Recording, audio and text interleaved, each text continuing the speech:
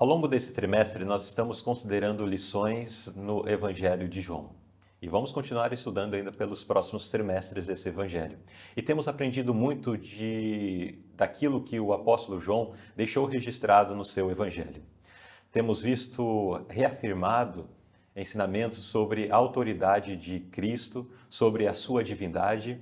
E ao longo do Evangelho, João registrou alguns eventos, alguns dos milagres que Jesus realizou e também encontros de Jesus com algumas pessoas. E alguns desses encontros também tiveram milagres sendo realizados. Na lição da semana passada, nós vimos o encontro que Jesus teve com um homem que era paralítico já há muito tempo. Quanta dor, quanto sofrimento aquele homem não deve ter experimentado em sua vida. E Jesus, encontrando-o, compadeceu daquele homem e libertou daquela situação, levando até ele a cura. Entretanto, esse milagre foi realizado num sábado. E Jesus disse para aquele homem, pegue a sua cama e ande. E aquele homem entendeu, creu, levantou-se, curado, pegou a sua esteira, a sua cama e saiu a andar. Mas aquilo gerou uma comoção entre líderes, principalmente judeus, que ficaram falando, mas como esse homem aí fica andando com uma cama no dia de sábado? Quem foi que disse que ele podia fazer isso? Ah, foi Jesus e tal. E isso gerou alguns diálogos que nós estaremos considerando no estudo da lição de hoje, onde vamos ver Jesus reafirmando, confirmando a sua autoridade de fazer, de mandar, de realizar o que ele estava, fazendo conforme nós vimos e temos percebido ao longo desta lição. Digo, da lição do trimestre, né? E vamos continuar vendo nesta lição que vamos considerar desta semana. A lição de número 12, portanto, tem o título A Autoridade do Filho. O verso áureo se encontra no Evangelho de João, capítulo 5, versos 26 e 27. Porque, como o Pai tem a vida em si mesmo, assim deu também ao Filho ter a vida em si mesmo, e deu-lhe o poder de exercer o juízo, porque é o Filho do homem.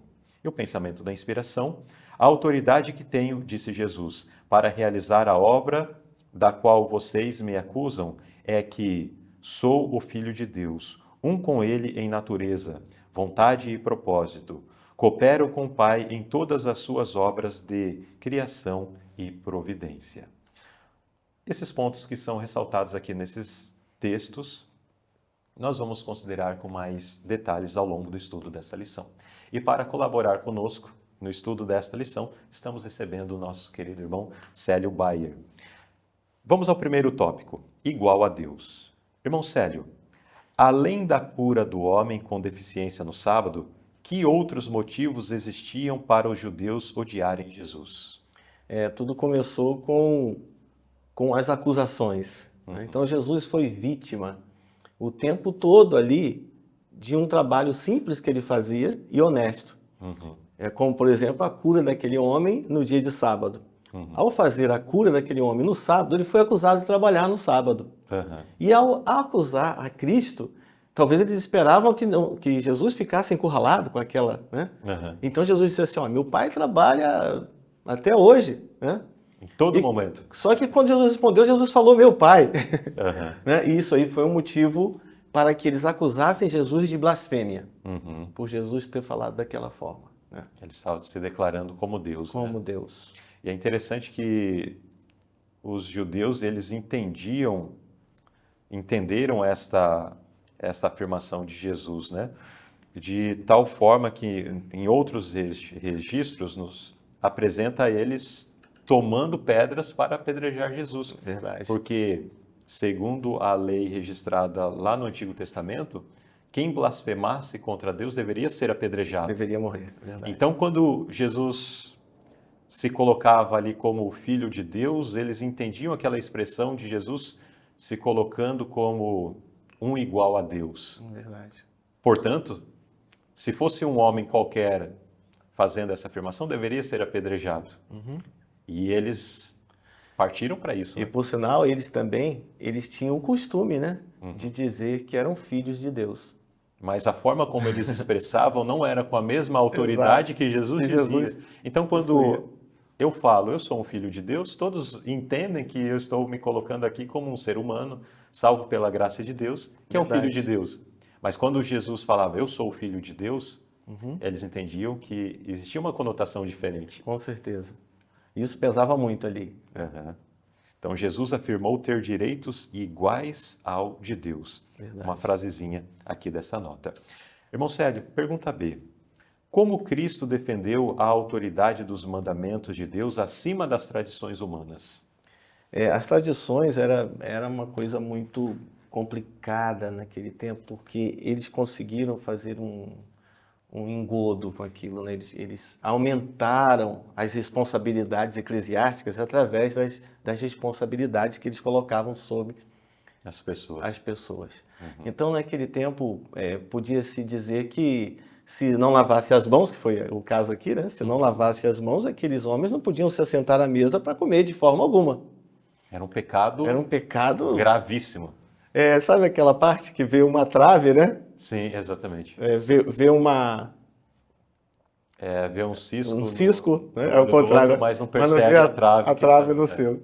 Exato. Então era bem fácil para eles acusarem assim, porque eles se achavam dono da razão, por terem muito conhecimento, por serem donos de uma biblioteca muito grande, né? Aham. E tudo isso aí pode subir realmente a cabeça do homem, né? Sim. E naquele período eles tinham essa certeza, não, nós somos povo peculiar, povo escolhido, filhos de Abraão, então nós temos todo o direito aqui. Uhum. Então nós vamos criar as normas de acordo com isso daí. E as normas, elas avançavam a ponto de que se uma pessoa não obedecesse, podia ser até julgada por aquilo ali, que foi esse caso aqui que jogaram isso para ver o que Cristo fala, como Cristo sairia nisso aí. Cristo saiu muito bem.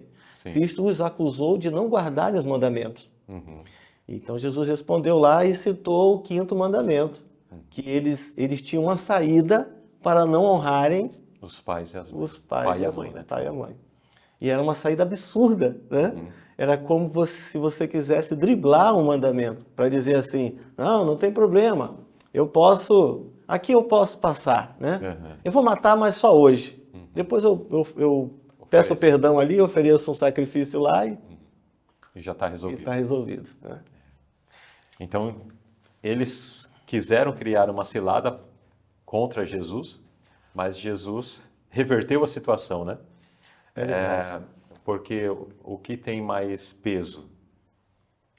Uma tradição ou a lei de Deus? A lei de Deus Supera. supera tudo, né? E como bem mencionou o irmão, eles faziam alguns votos lá e que eles falavam que o voto tinha mais peso do que obedecer à Que lei de Deus. obedecer a lei. E eles faziam determinados votos que, no entendimento deles, os livrava da obediência, Da por obediência. exemplo, do quinto mandamento. Que coisa. Que absurdo, né? Colocando a tradição, o pensamento humano, acima do assim diz o Senhor.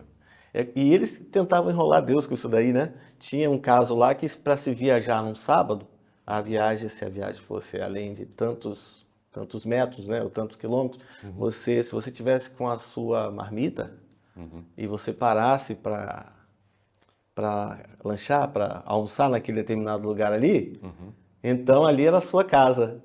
Então você tinha mais Tinha tantos mais metros para X poder andar metros pra para frente. continuar para frente. Eram os absurdos. Os absurdos. Ao mesmo tempo que eles criavam a regra absurdas, criavam subterfúgios Subterfúgio para para reverter aquela situação. Enfim, era uma bagunça. É verdade. Ao invés de permanecer na simplicidade dos mandamentos de Deus e na vontade do nosso Pai Celestial. Imagina que tempo que Jesus, né? Aham. Que Jesus veio, né?